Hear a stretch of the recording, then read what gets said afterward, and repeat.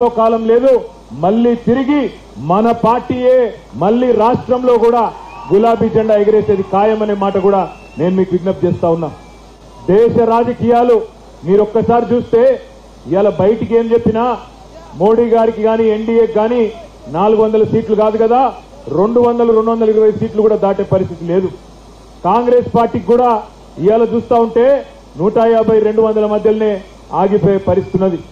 ఎందుకు గెలవాలి బీఆర్ఎస్, ఎందుకు ఉండాలి గులాబీ జెండా పార్లమెంట్ లా అంటే మీరిగిన్న 10-12 సీట్లు మాకు అప్పచెప్తే రేపటి రోజున అటు ఎన్డీఏ ఇటు యూపీఏ ఇద్దరు వచ్చి కేసీఆర్ గారి దగ్గరికి వచ్చి అన్నా దండం పెడతాం, మీ తెలంగాణకి ఏం కావాలంటే చేస్తాం, మీరు దయచేసి మాకు మద్దతు ఇవ్వండి అని వాళ్లే మన దగ్గరకు వచ్చే పరిస్థితి రావాలంటే మన ఎంపీలు ఉండాలి, గట్టి గొట్లాటోళ్ళు ఉండాలి.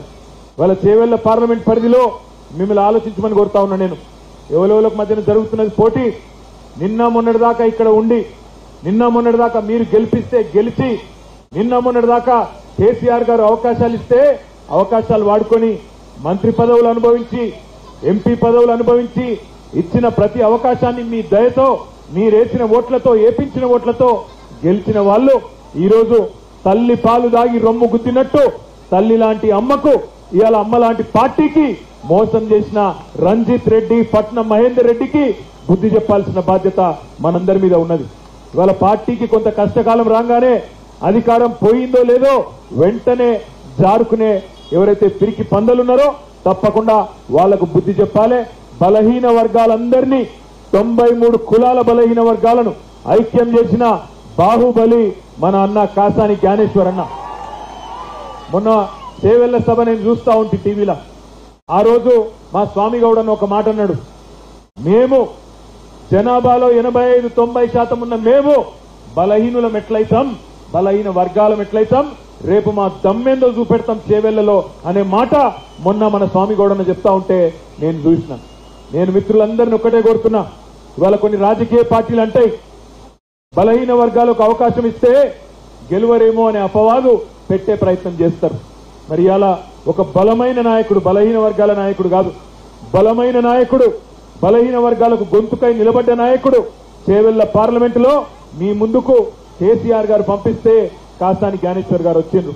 మరి బలహీన వర్గాలకు రాజ్యాధికారం కావాలి అనే మాట అనే డిమాండ్ ఏదైతున్నదో అది నెరవేరాలి అంటే అవకాశం వచ్చిన ప్రతిసారి దాన్ని అందిపుచ్చుకోవాలి, గెలిపించి మన సత్తా మన దమ్మేందో చెప్పి చూపెట్టాలనే మాట నేను మీకు విజ్ఞప్తి చేస్తా ఉన్నా. ఇంకొక మాట కూడా ఆలోచించమని కోరుతున్నా. నేను ఇన్నటి వరకు ఈ రోజు వరకు చేవెళ్ల పార్లమెంట్ లో మొట్టమొదటి బీసీ అభ్యర్థి కాసాని జ్ఞానేశ్వర్ గారు. ఈ నియోజకవర్గం పుట్టినప్పటి నుంచి ఇప్పటి వరకు మొట్టమొదటి బీసీ అభ్యర్థి ప్రధాన పార్టీల నుంచి.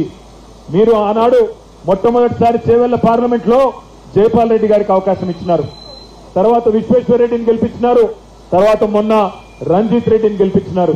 ఈ రోజు మనందరం కూడా ఎవరమైనా కావచ్చు, ఓసీలు కావచ్చు, ఎస్సీలు కావచ్చు, ఎస్టీలు కావచ్చు, మైనారిటీలు కావచ్చు, బీసీలు కావచ్చు, అందరం ఒకటైదాం ఇట్లా కాసాని జ్ఞానేశ్వర్ గారికి ఓటేసి బ్రహ్మాండమైన మెజారిటీతో గెలిపించుకుందామనే మాట నేను మీకు విజ్ఞప్తి చేస్తా ఉన్నా.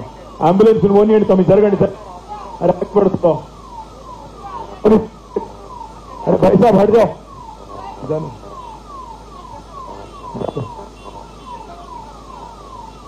మీ అందరితోని ప్రార్థించేది ఒకటే, నాకు తెలుసు 20 రోజులు ఎండలు బాగున్నాయి, ఇబ్బంది ఉన్నది, కానీ మనం ప్రజల దగ్గర పోవాలి, అడగాలి.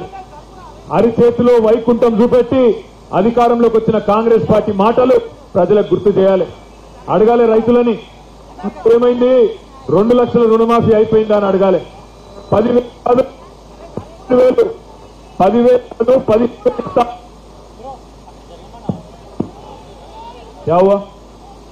10,000 కాదు 15,000 ఇస్తా అన్నవే, ఎక్కడ వెళ్ళి 15,000 అని అడగాలి. 9 జెండాలన్న పొద్దు డిసెంబర్ రుణం చెప్పిన మాట, పెళ్లి చేసుకుంటే ₹1,00,000 కాదు బంగారం చెప్పిన మాట గుర్తు చేయాలి. ముసలిళ్లకు ₹4,000 ఇస్తా 100 రోజుల్లో అని చెప్పిన మాట గుర్తు చేయాలి. మహిళలందరికీ ₹2,500 ఇస్తా 100 రోజుల్లో అని చెప్పిన మాట యాద్ చేయాలి. 1, 2 కాదు, ఎన్నో మాటలు అరిచేతిలో వైకుంఠం చూపెట్టి ప్రజలను మోసం చేసి ఇవాళ మళ్ళొక్కసారి తిరిగి మోసం చేయడానికి వస్తా ఉన్నది కాంగ్రెస్ పార్టీ. మీరందరూ బాహుబలి సినిమా చూసిరా? బాహుబలి పార్ట్ 1 చూసిరా?